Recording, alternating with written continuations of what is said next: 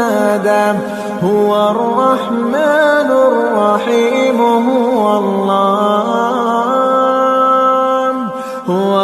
الله الذي لا السميع العليم من الشيطان اللعين الرجيم. بسم الله الرحمن الرحيم. الحمد لله رب العالمين. وصل يا ربي على محمد وآله الطيبين الطاهرين.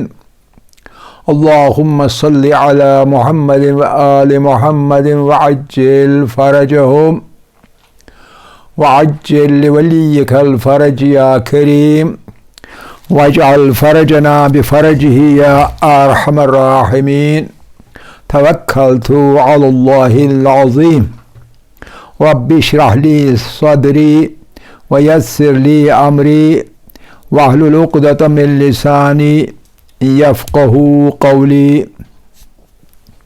رب يسر ولا تعسر وتمم بالخير. آमीन या रब्बल आलमीन। अज़ीज़ान, इल्म कलाम में कलाम बहुत लंबा हो गया, लेकिन ये आज का दिन और कल का दिन लगा के मुख्तसर करते हैं इंशाअल्लाह। तो कल हम पहुँचे थे वंडर्स ऑफ नेचर का कलाम करते करते, उनके बारे में बहस करते करते हम पहुँचे थे केरला में बुलेट ट्रेन पर। और हमको पता चल गया कि ये जो बुलेट ट्रेन है, ये बुलेट ट्रेन नहीं थी बल्कि रेड अलजी थी, जो कि बादलों ने आपके साथ लाके बारिश के साथ बरसाई थी। आज जो चीज़ है वो भी कुछ अजीब सी है। ये सब की सब चीज़ें बहुत अजीब हैं। आज की बात थाईलैंड के समंदरों की है, थाईलैंड के समंदरों की। और ये है 8वां वंडर, 8th वंडर। और ये 8वां वंडर क्या है? 8वां वंडर है luminous water. Luminous water.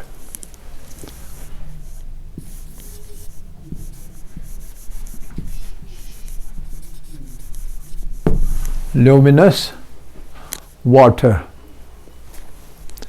Luminous Thailand के साहिल के करीब समंदरों में, थाईलैंड के समंदरों में। थाईलैंड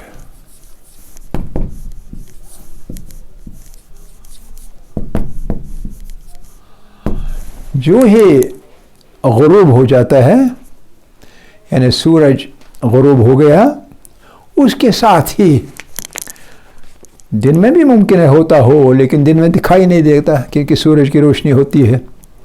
तो लेकिन जो ही गुरूब होता है तो पानी में से बहुत हसीन नज़ारा पैदा होता है, और वो है सब्ज़ नीली रोशनियाँ जगमगाती हैं और बड़ा हसीन मंजर पेश करती।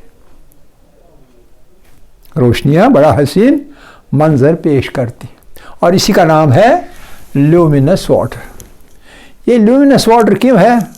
ये ल्यूमिनस वाटर है कि जो मछलियाँ हैं, एक ख़ास किस्म की मछलियाँ, उन्हें हुक्म मिला है हिंदुस्तान के साहिलों पर नहीं जाने का, पाकिस्तान के साहिलों पर नहीं जाने का, अमेरिका के साहिल कहीं जाने का नहीं है हुक्म उनको, और न जापान के और न चाइना के और न कहीं के, सिर्फ थाईलैंड के पास जाओ और वहाँ अपने करतब दिखाओ। और वो मछलियाँ कौन हैं? उन मछलियों को कहते हैं plankton fish. Plankton, plankton fish. Plankton fish की खासियत क्या होती है कि इनके खाल पर एक कीमियाई अमल होता है और उसको कहते हैं बायोल्यूमिनेसेंस। ल्यूमिनेसेंस, ल्यूमिनेंस कहते हैं किसी चीज़ का इल्यूमिनेट होना, ये है बायोलॉजिकल प्रोसेस, इसलिए उसको कहते हैं बायो ल्यूमिनेसेंस, SCENCE, ये है प्रोसेस। और लेकिन इस बायोल्यूमिनेसेंस से क्या होता है, सिर्फ सब ग्रीन ब्लू लाइट, इसमें जो इमिट होती है, जो रोशनी उठती है, इमिट जो रोशनी होती है वो है सिर्फ green and blue, green and blue, green and blue या ग्रीनिश ब्लू, ये रोशनी रात के अंधेरे में। सब्ज या सब्जी माइल नीले रंग की रोशनियां जगमगाती हुई, ये मामूली नहीं जगमगाती हुई, क्योंकि एक दो मछलियां तो नहीं होती है ना, सबकी सबको वहीं जाने का हुक्म है। अब आप अंदाजा करें कि नज़ारा कैसा होता है, बहुत खूबसूरत, बहुत ही दिलचस्प नज़ारा होता है। और यहाँ बहस पे छिड़ जाएगी ये कि ये मछलियां हैं, कोई अजूबा तो नहीं है, और मछलियां बायोल्यूमिनेसेंट है, जैसे कि जुगनू होता है बायोल्यूमिनेसेंट, फायरफ्लाइज होती हैं बायोल्यूमिनेसेंट, तो ये कौन सा अजूबा है? अजूबा इसमें ये चीज़ नहीं है, ल्यूमिनस वाटर होना या बायोल्यूमिनेसेंस प्लैंकटन मछलियों का, ये अजूबा नहीं है। अजूबा इसमें यह है कि क्यों तमाम दुनिया में सिर्फ उस एक जगह ये वाली मछलियाँ कंसंट्रेट करती हैं और सब की सब वहीं आके जमा होके ये नज़ारा दिखाती हैं, कहीं और क्यों नहीं। ये है वंडर। और अगर ये वंडर है तो अब मादा परस से पूछिए ये क्यों, और थाईलैंड में ही क्यों, कहीं और क्यों नहीं। आप समझे ना। और इस तरह नेचर को भी पूछिए, आप तो बेशऊर हो है नेचर, लेकिन ये बताओ कि आप तो ये कर नहीं सकती हो, ये किसने किया और कैसे किया, क्यों किया, ये कैसे और क्यों, कैसे और क्यों कर, अहम सवाल तो यही है। और ये सवाल फलसफियाना सवाल है, इसका जवाब चाहिए। आपके पास जवाब नहीं है, हमारे पास जवाब है, और वो ये है कि पैदा करने वाले का हुक्म चलता है इस दुनिया पर।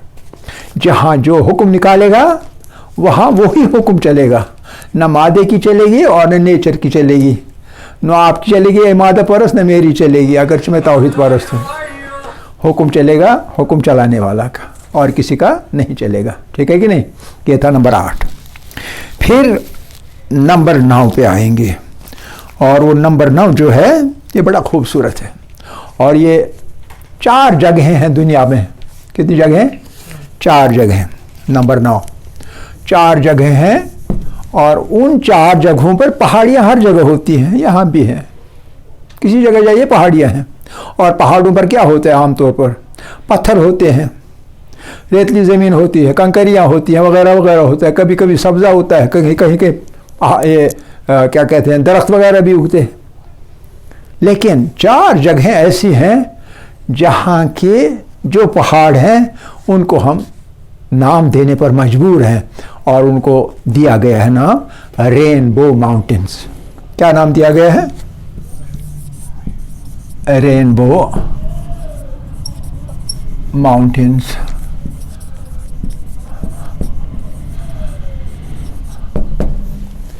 रेनबो माउंटेन्स जो है ये 4 जगह हैं, और 4 जगहों में से 2 जगह के बहुत मशहूर हैं। 2 जगह के बहुत मशहूर हैं, जिनमें एक है चाइना के अंदर, एक जो बहुत मशहूर है चाइना के अंदर है, और दूसरा जो मशहूर है वो है पेरू के अंदर। पेरू में एक सिलसिला है पहाड़ियों का, उनको कहते हैं एंडीज रेंज। एंडीज जैसे यहाँ है सिलसिला हिमालय पहाड़ों का, सिलसिला कराकरम है, कहीं कोई है, एल्प्स है मिसाल के तौर पर, मुख्तलिफ पहाड़ों के सिलसिले। इस पहाड़ी सिलसिले को कहते हैं Andes range of mountains, Andes range of mountains. और जो चाइना में है, चाइना वाले रेंज को कहते हैं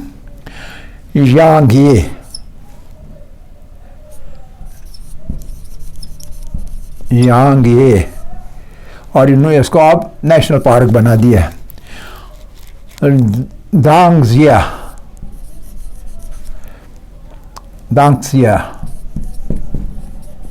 और ये नेशनल पार्क है, national park, national geo park, national geo park, ये जियो पार्क है, नेशनल जियो पार्क चाइना मोरिया। और इन पहाड़ियों की खूबसूरती है कि जब आप नज़र डालेंगे रेनबो के पूरे कलर्स हैं उसमें, एक के बाद एक के बाद एक हिस्सा है, मिसाल के तौर रेड, ऊपर से एक तरफ भी दूसरी तरफ भी, उसके बाद है मिसाल के तौर वायलेट, ऊपर से इस तरफ भी इस तरफ भी, आप समझ ना क्या। उसके बाद है इंडिगो, इसकी तरह इस तरह से जो कि लाइट कलर्स हैं वो सब के सब, और बहुत रिच कलर्स, यानी आपका दिल करता है बस देखता रहूं, बल्कि यही रहूं, ऐसे खूबसूरत वो पहाड़ लगते हैं।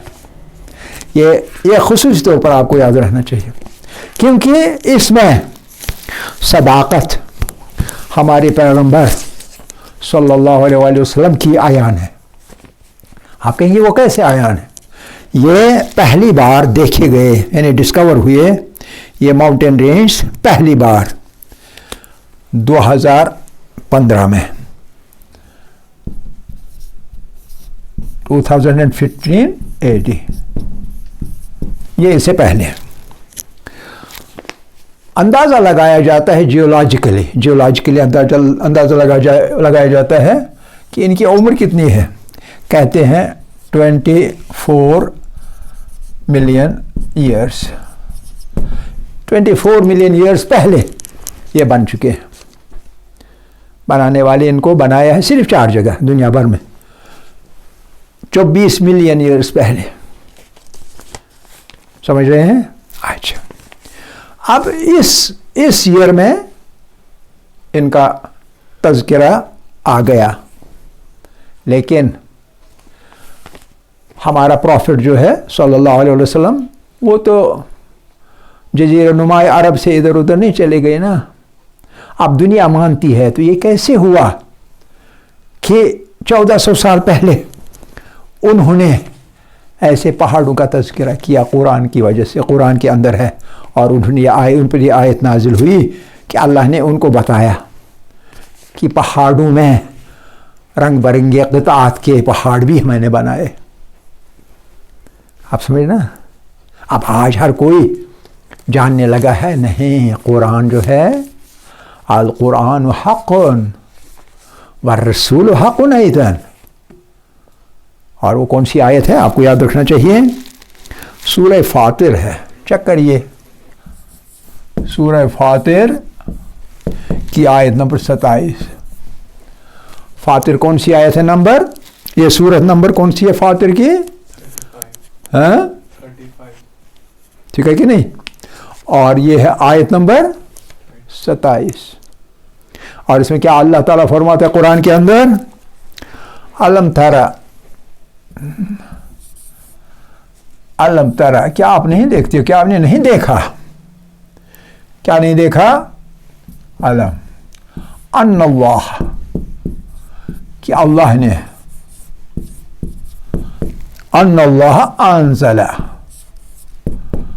अंज़ला मिनस समाए, आसमान से नाजिल किया। क्या किया नाजिल? माअन, पानी नाजिल किया, यानी बारिश नाजिल की। फ़अख़रजना, और उस पानी की वजह से हमने, यानी अल्लाह ने, अख़रजना, निकाल लिया, बिही, इससे, यानी पैदा किए, बिही समरातिन, मेवे पैदा किए बारिशों की वजह से। बारिशें ना होती मेवे भी नहीं होते।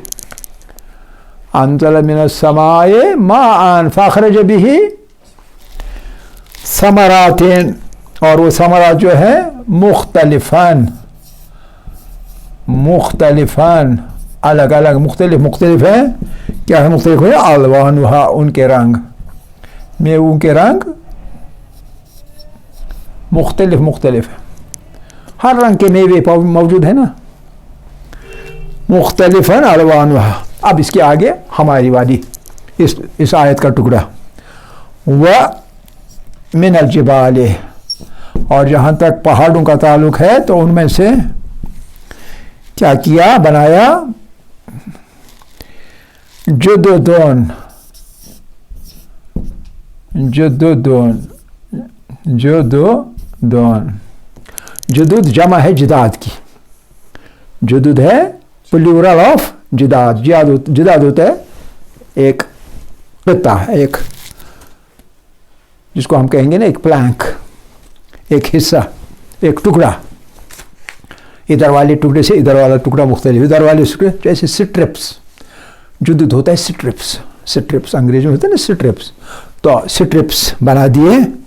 कैसे कैसे स्ट्रिप्स, बीजोन कुछ सफ़ेद हैं, बीजोन यानी सफ़ेद, व हुमरोन और कुछ लाल हैं, सुर्ख हैं, हुमरोन, बीजोन व हुमरोन, मुख्तलिफुन, मुख्तलिफुन यहाँ मुख्तलिफन था, यहाँ है मुख्तलिफुन, मुख्तलिफुन अलवानुहा, यहाँ सिर्फ दो रंग का जिक्र किया, आगे कहा नहीं, इतना ही नहीं है, उनके रंग मुख्तलिफ हैं।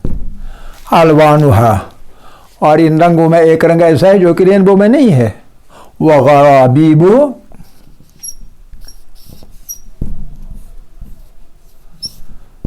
उसमें एक हिस्सा जो है वो सूद, सूद जो है अस्वद होता है, सियाह, अस्वद, अबियज, अहमर, सियाह के लफ्ज़ है अस्वद, लेकिन जब सूद कहते हैं उसका मतलब होता है बिल्कुल सख्त, डार्क ब्लैक। जैसे हुमुर का मतलब अहमर है लाल, हुमुर का मतलब है डार्क रेड, बहुत तेज रंग वाला लाल। बीज, अबियज है असल में सफ़ेद का लफ्ज़, जब बीज कहेंगे तो ये होता है, इसको कहते हैं मुबालिग़े का सेगा, जब ज़्यादा बताना हो, यानी बहुत सफ़ेद, जैसे हम कहते हैं बर्फ़ जैसा सफ़ेद, हम कहते हैं ना कभी, कैसा सफ़ेद है जी, बर्फ़ जैसा सफ़ेद, स्पॉटलेस वाइट।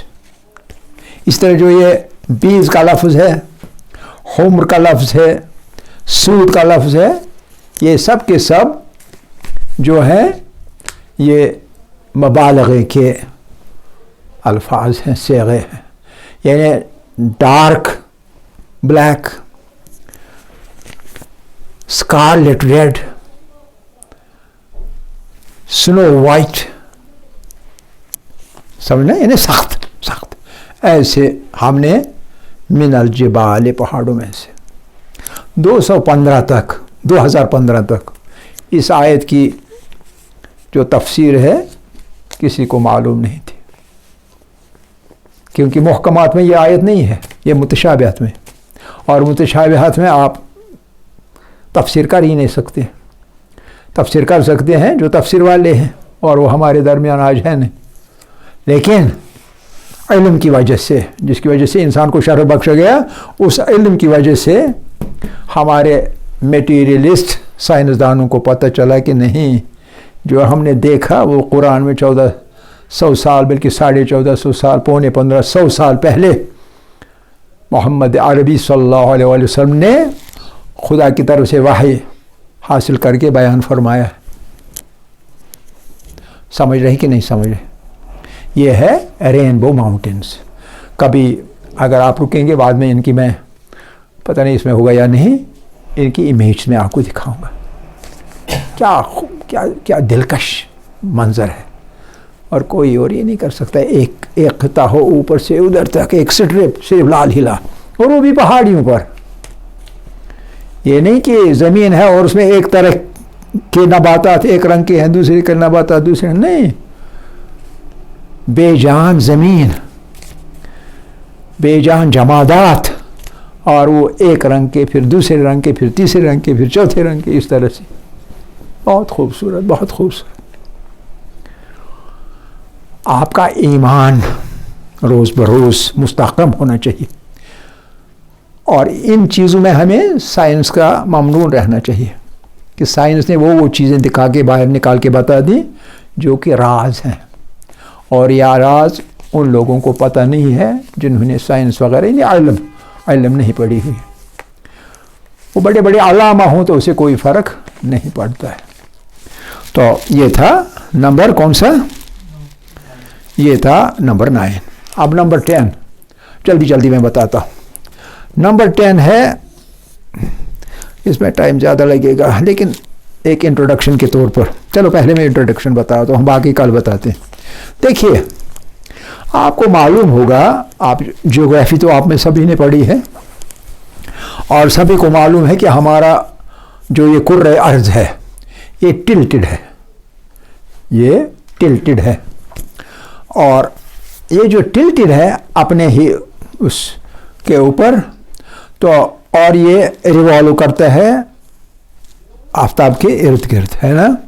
कभी जब साउथ को चला जाता है तो नॉर्थ पोल आफ्ताब की तरफ रहता है, साउथ पोल दूर रहता है, और जब नॉर्थ की तरफ चला जाता है ये पूरा करता है इस तरह निसफ नीम दायरा ख़त्म करके, तो ऐसा आता है कि साउथ पोल आफ्ताब की तरफ होता है और north pole away from sun होता है। ये आपको मालूम है ना, मालूम?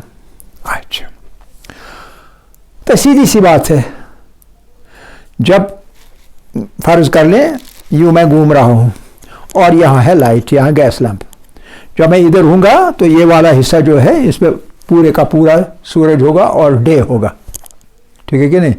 दो तरह की, एक है यूँ घूमता घूमता, लेकिन दूसरा है ये घूमता घूमता है अपने इर्द गिर्द भी, लेकिन पूरे का पूरा सूरज के इर्द गिर्द भी गिरता है, घूमता है। जब इधर पहुँचता है तो इसका साउथ पोल जो है वह आफ्ताब के करीब है, आफ्ताब की तरफ है, तो गोया उसका मतलब है वहाँ लाइट पड़ती है साउथ पोल पर, और साउथ पोल पर रोशनी होगी, और नॉर्थ पोल होगा अवे फ्रॉम सन, ठीक है कि नहीं।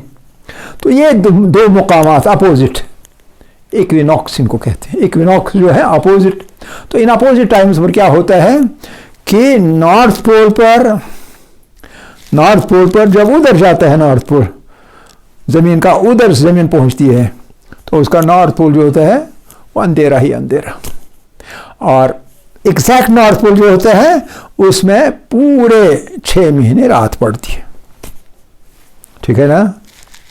लेकिन जब इधर को आएगी घूमते घूमते ज़मीन, साउथ पोल जो होगा वो सूरज से बहुत परे होगा, और उसका मतलब है जो साउथ पोल है, साउथ पोल बिल्कुल अंधेरा होता है, डार्क होता है 6 महीने, सही है ना, 6 महीने।